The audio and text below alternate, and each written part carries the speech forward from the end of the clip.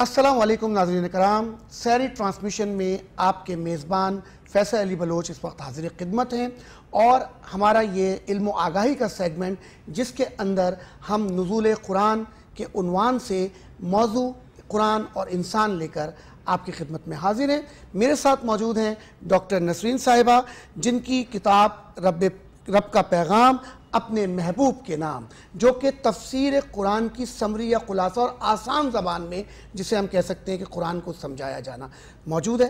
اور ڈاکٹر صاحبہ پچھلے پروگراموں سے ہمارے ساتھ مسلسل اور اس پروگرام کو پورا انجام دیں گی، اور اس میں جو علم و آگاہی کی گفتگو ہم نوجوانوں سے خاص طور پہ کر رہے ہیں وہ بہت اہمیت کی حامل ہے۔ اور اس پروگرام میں جو میں پہلا سوال ڈاکٹر صاحبہ کی طرف لے کر جانے والا ہوں وہ بہت اہم نوعیت کا سوال ہے کہ قرآن اور نبی، اس کے کیا مطالب ہوں گے، کہ قرآن کیا ہے اور نبی کیا ہے، اور ان کے کیا آپس میں تعلق کیا قائم ہوتا ہے۔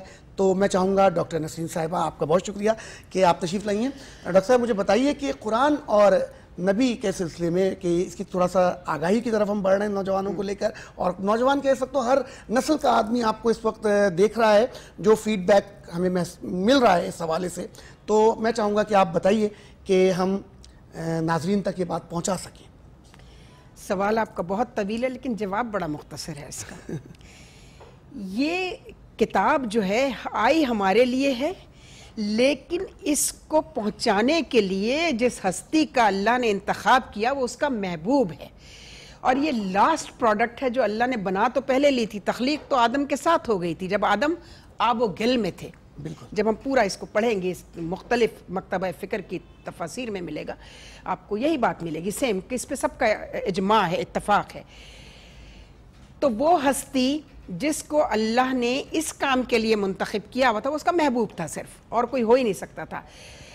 تو آپ کو کہا گیا کہ رسول تم جا کر صرف پہنچا دو، ٹھیک ہے نا؟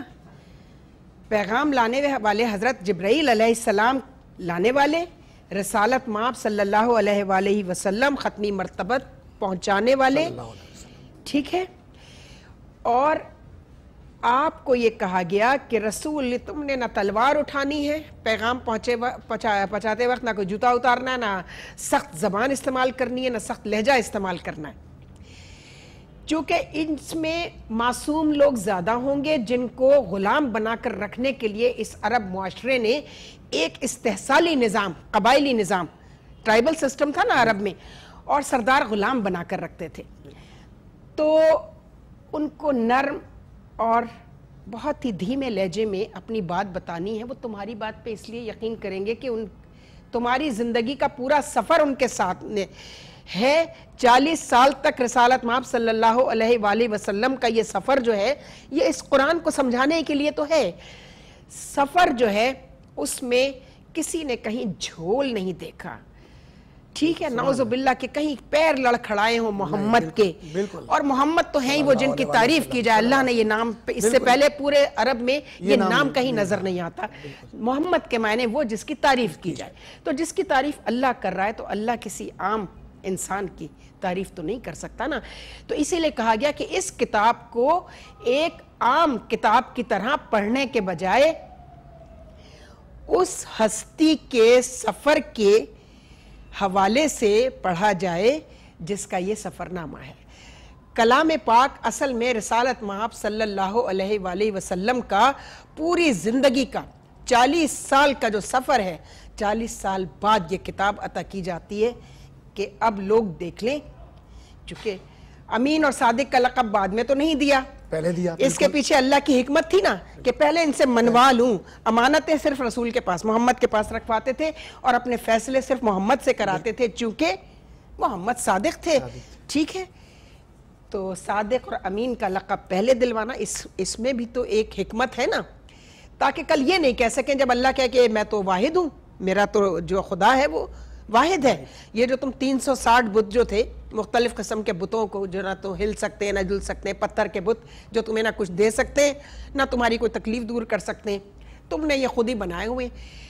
تو اللہ نے کہا کہ بس اب توحید کا پیغام پہنچا دو، چونکہ تمہارا سفر تمام ہوا، تمہاری زندگی کا پورا سفر ان کے سامنے ہے، یہ کلام پاک تمہاری زندگی کا سفر نامہ ہے. بس بڑے خوبصورت انداز میں ڈاکٹر صاحب نے بتایا کہ رب کا پیغام جو اس کے محبوب کے نام تھا، اور اس پیغام کو محبوب نے عام کرنا تھا انسانیت میں، تاکہ انسان اس عقل اور شعور کے منصب پر فائز ہو سکے جس سے وہ اپنی اس اشرف المخلوقات والی صف میں آ جائے. کیونکہ علم اس کو اس کے بناتے ہی اس میں ودیت کر دیا گیا تھا، صرف اس علم کو ابھارنا تھا. جو اس علم کو شعور کی منازل پہ جانچ لیتا ہے، پہچان لیتا ہے، تو وہ اشرف کے درجے پر چلا جاتا ہے. اور قرآن پھر وہ بتاتا ہے کہ جو نہیں پہچانتا تو وہ ایک کیڑے سے بھی بدتر ہو جاتا ہے. تو میں ڈاکٹر صاحب سے یہاں یہ پوچھنا چاہوں گا، ڈاکٹر صاحب نے بتایا جیسے ابھی اپنی گفتگو میں کہا کہ رب نے رسول کو 40 سال کی عمر میں کہا کہ اب اس پیغام کو عام کر دو. تو ڈاکٹر صاحب 40 سال کی عمر آپ نے کہا کہ صادق اور امین کے لقب سے ہی پہچانا جانا تھا، لیکن میں چاہوں گا تھوڑا سا اور ناظرین تک یہ بات پہنچے کہ اصل میں انسان کی وہ معراج جو قرآن سمجھنے پر ہوتی ہے، اس میں یہ وقت اور یہ وقفہ 40 سال کا کیوں رکھا گیا؟ کیا اس وقت 40 سال کی عمر میں انسان کو شعور آ جاتا ہے، اس کی ذہنی بالیدگی جو ہے وہ عروج پر ہو چکی ہوتی ہے اور وہ چیزوں کو سمجھتا بھی اور سمجھا بھی سکتا ہے، یا رسول پاک صلی اللہ علیہ وسلم کو یہ پیغام پہنچانے کے لیے 40 سال اس لیے دیے گئے کہ وہ پہلے اپنے قبیلے میں پہچانے جائیں اور ان کا وہاں پر یہ معاملات ہو سکیں کہ یہ صادق ہیں، یہ امین ہیں، یہ کبھی بھی کوئی بات غلط نہیں کہہ سکتے، بلکہ اپنے قریش میں ایک اعلیٰ مرتبہ جن کے فیصلے سے پورا قریش کہے کہ ہاں ہم مطمئن ہیں؟ کیا یہ سب کرنا محض ضروری تھا؟ تو ڈاکٹر صاحب میں چاہوں گا کہ آپ اس بات کی وضاحت ہمارے ناظرین کے ساتھ کر سکیں. اچھا، اب اللہ کی حکمت میں اور ہم گناہگاروں کی حکمت میں کیا فرق ہے؟ یہ سوال میں آپ سے پوچھ رہی ہوں. ڈاکٹر صاحبہ آپ ماشاءاللہ مجھ سے زیادہ ہیں. ہماری حکمت تو کوئی حکمت ہی نہیں ہے. بس جب ہم اللہ کے حوالے ہیں، اللہ جیسا چاہتا ہے ہم اسی طریقے سے کرتے ہیں. صرف کچھ پاسبلٹیز ہوتی ہیں، ہو سکتا ہے وہ ہم غلط اپنا لیں، لیکن یہ جب عقل اور شعور پر پرکھی جاتی ہیں تو ہم حکمت کے مرتبے پر جاتے ہیں، ورنہ ہم حکمت جاننے والے کا قطعاً نہیں ہے جب تک اللہ نہ چاہے. ٹھیک ہے. اب دیکھیے 40 سال تک لوگ کہتے ہیں 40 سال بعد وہی آپ پر آئی، اور نعوذ باللہ جبرائیل جو پیغام لانے والے ہیں انہوں نے سینے کو چیرا اور پھر اس کے اندر وہ آیتیں فکس کیں اور پھر اس طرح سینہ کشادہ کر کے رسول سے کہا کہ اب تم بتا دو کہ تمہیں اللہ نے کیا پیغام دیا ہے. یہ وہ چیزیں ہیں جو ہم اپنے مولوی، ملا، عالم، سکولرز جو ہے نا، یہ ان کی زبانی ہم تک پہنچا ہے. یہ سب غلط ہے. یہ وہ چیزیں جنہوں نے اس دین کی شکل اور اپنے نعوذ باللہ اس ہستی کو پہچاننے میں اس قدر غلطیاں کروائی ہیں، اپنے مسلمانوں سے کرا دیں، تو پھر باقی عالم دین، باقی جو عالم ہے، جو پوری کائنات کے لوگ ہیں، ان کو ہم کیا بتائیں گے؟ رسالت مآب صلی اللہ علیہ وآلہ وسلم کی 40 سال کا جو سفر ہے، اس میں ہر سٹیج پہ نہ کوئی، جسے ہم کہتے ہیں نا ماں باپ ہوتے ہیں، وہ کفالت کرتے ہیں، وہ تربیت کرتے ہیں، ٹھیک ہے نا. یہاں تو نہ ماں ہے نہ باپ ہے، ٹھیک ہے نا. یتیم بھی ہے رسالت مآب صلی اللہ علیہ وآلہ وسلم، اور مسکین بھی ہیں. تو کون ہے جو تربیت کر رہا ہے؟ اچھا، قبیلے میں نہیں، قبائل یہ ٹرائبل سسٹم ہے پورا عرب کا، اور اس میں وہی وحشی پن، وہی درندگی جو جانوروں میں اور انسانوں میں کوئی فرق نہیں رکھتی، وہ ان سب میں موجود ہے. اب ہے ان کا قبیلہ، سب سے معزز قبیلہ، قبیلہ بنو ہاشم. ٹھیک ہے، قبیلہ بنو ہاشم تو پہلے سے ہی وحدانیت پر قائم ہے. اس کو سورہ فیل جب آپ پڑھیں گے تو ٹھیک ہے، آپ کے دادا، ٹھیک ہے نا، اسلام نہیں آیا ہے. جی آپ کہتے ہیں میں تو صرف اپنی بکریاں اور اونٹ بچاؤں گا، تو کہتے ہیں تو کعبے کو، تو اس کا مطلب ہے وہ پہلے سے قائم تھے اس پہ. اور قبیلہ بنو ہاشم میں حضرت عبد المطلب، حضرت ابو طالب اور جتنا قبیلہ بنو، اس میں توحید کا تصور پہلے سے موجود تھا. اس کے اظہار کا وقت ابھی نہیں آیا تھا، انتظار ہو رہا تھا کہ یہ شخص. اب آپ کیا کرتے ہیں؟ آپ کا بچپن پورے عربوں کے سامنے ہے، آپ کی جوانی پوری عربوں کے سامنے ہے. نہ بچپن کی کوئی ایسی شرارت ہے جس کو تکلیف کسی کو پہنچا سکے، نہ جوانی کی کوئی ایسی لغزش ہے جو لوگ نظر میں رکھیں تو کہ نہیں ان میں تو وہ نعوذ باللہ وہ برائی بھی تھی جو ہم میں بھی ہے، تو یہ ہم سے الگ کیسے ہو گئے. پھر 40 برس کا عمر، جس میں آج کل لوگوں کو بوڑھا کہا جاتا ہے، ٹھیک ہے، اس وقت رسول کو کہا جاتا ہے اب تمہارا سفر، تمہارے کردار کی تبلیغ ہو چکی ہے، انہوں نے تمہیں مان لیا ہے، صادق بھی مان لیا اور امین بھی مان لیا، اب اگر یہ تمہیں جھٹلائیں گے نعوذ باللہ تو یہ نقصان میں رہیں گے، یہ خسارے میں رہیں گے، تم ان کو زور مت دینا، تلوار مت اٹھانا، بس اپنے عمل سے۔ تو آپ کیا کرتے ہیں؟ سب سے پہلا کام، ابھی اسلام نہیں آیا، ابھی وحی نہیں آئی ہے، شادی ہو جاتی ہے 25 سال کی عمر میں، اور بی بی خدیجۃ الکبریٰ جو ہیں ان کا ملکۃ العرب کہا جاتا ہے، ان کو عرب کی سب سے امیر ترین خاتون، کہاں گئی ان کی دولت ساری؟ ہمیں نہیں نظر آتی وہ دولت، جب وہ شاب ابی طالب میں ہیں سب تو وہاں فاقے ہو رہے ہیں، بالکل۔ تو اگر خدیجہ پیسہ بچا کے رکھ لیتی، سیونگ کرتی، کوئی بینک ہوتا، ٹھیک ہے نا، زیورات ہوتے، یہ وہ خدیجہ ہیں جو چاندی اور سونے کے برتنوں میں جن کے کھانا کھایا جاتا تھا، تو خدیجہ کی وہ ساری دولت کہاں گئی؟ وہ اسلام کی تحریک پر خرچی، اور تحریک کہاں سے شروع ہوتی ہے؟ اسلام، قرآن اور انسان آپ کا موضوع ہے، اس پہ رہیے گا۔ انسانوں کو انسانوں کی غلامی سے نجات دلائی جاتی ہے اور غلام آزاد کرائے جاتے ہیں، آپ کو پتہ ہے نا، جو آپ کا غلام ہے اس کا جو مالک ہے اس کو پیسہ دیا جاتا ہے کہ یہ لو پیسے، اس کو آزاد کر دو۔